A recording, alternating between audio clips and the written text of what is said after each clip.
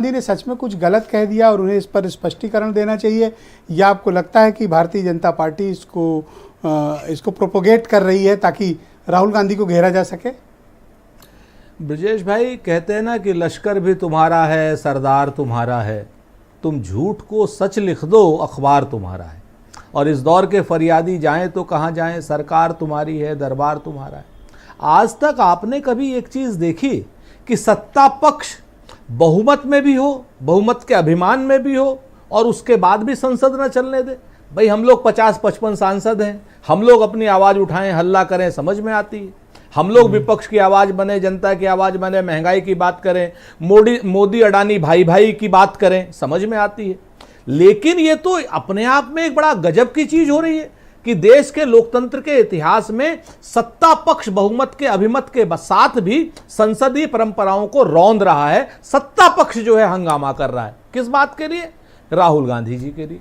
आप मुझे एक बात बता दें, 7 दिन पहले बयान दिया था, आज तक उस बयान को अगर कहीं पर किसी तरीके की वो गलत बयानबाजी है, पहली चीज तो ये भारतीय जनता पार्टी की इतनी कमजोर, कायर और निकम्मी सरकार है कि संसद में का इंतजार कर रही है। पहले राजनाथ सिंह जी जैसा आदमी, वरिष्ठ आदमी, मैं कभी कहता नहीं माफी मांग रहे थे, हाँ, मैं वरिष्ठ आदमी कह रहे थे माफी मांग जी, वो इस तरीके की भाषा का प्रयोग कर रहा है जिसपे कि उनके खिलाफ प्रिविलेज मोशन आना चाहिए।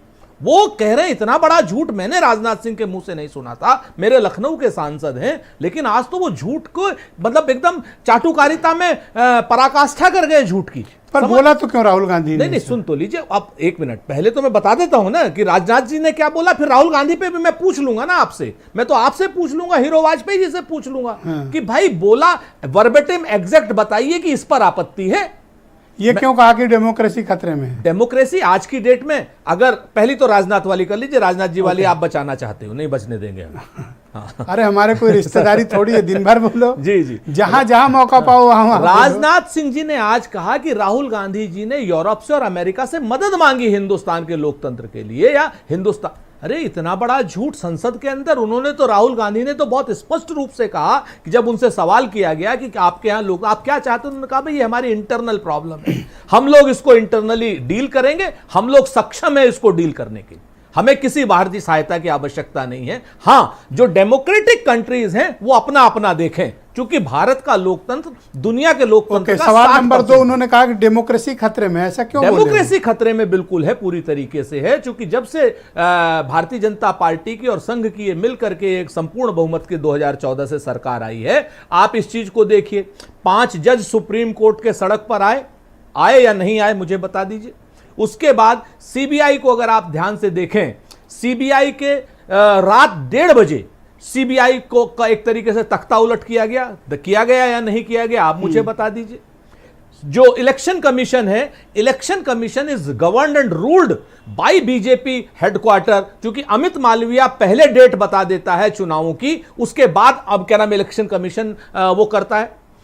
आप चुनाव जो होते हैं, इलेक्शन जो कराए जाते हैं, जहां पे 6 महीने से कम असेंबलीज तो हम क्या राहुल गांधी के किसी स्टेटमेंट की उम्मीद करें इस पूरे विवाद पर? बिल्कुल, राहुल गांधी ने उनको देना चाहिए स्टेटमेंट। राहुल गांधी ने पहले दिन स्टेटमेंट दिया है, आखिरी दिन स्टेटमेंट दिया है। राहुल गांधी ने बहुत स्पष्ट रूप से कहा है, उस शख्स ने, मैंने कोई भी बात ऐसी नहीं की जो मैं हिंदुस्तान में नहीं कहता हूं, और जो बात वर्ल्ड फोरम पे नहीं है। तो ये जो उन्होंने स्टेटमेंट दिया उस पर कायम है। हम जो उन्होंने स्टेटमेंट दिया, हम उस पर अक्षरत कायम है। सदन नहीं चल पाई तो सदन अगर सत्ता पक्ष नहीं चलाना चाहेगा तो लोकतंत्र को जिस तरीके से रौंदा जा रहा है, ये तो अपने आप में अभूतपूर्व होगा। ब्रजेश भाई, आपके यहां पर भी आपको भी पूछना चाहिए कि सत्ता पक्ष अगर लोकतंत्र को नहीं चलने देगा तो इसका मतलब तो ज्ञात रूप से डिक्टेटरशिप आप यहां पर ला रहे हैं। बिल्कुल, फिर तो राहुल गांधी जी आप तो एक कदम आगे बढ़ गए राहुल गांधी। हाँ बिल्कुल, अगर आप सदन नहीं चलने देंगे, लोकसभा और राज्यसभा अगर सत्ता नहीं चलने देगी, तो निश्चित तौर पर यह माना जाएगा कि इस देश में डिक्टेटरशिप आ गई है, क्योंकि आप लोकतंत्र को खत्म कर रहे हैं। मैं हीरो वाजपेयी को 20 सेकंड देता हूं ताकि आपने जो अभी कड़े इल्जाम लगाए उसको रिप्लाई दे दें। Hero Vajpayee, go ahead.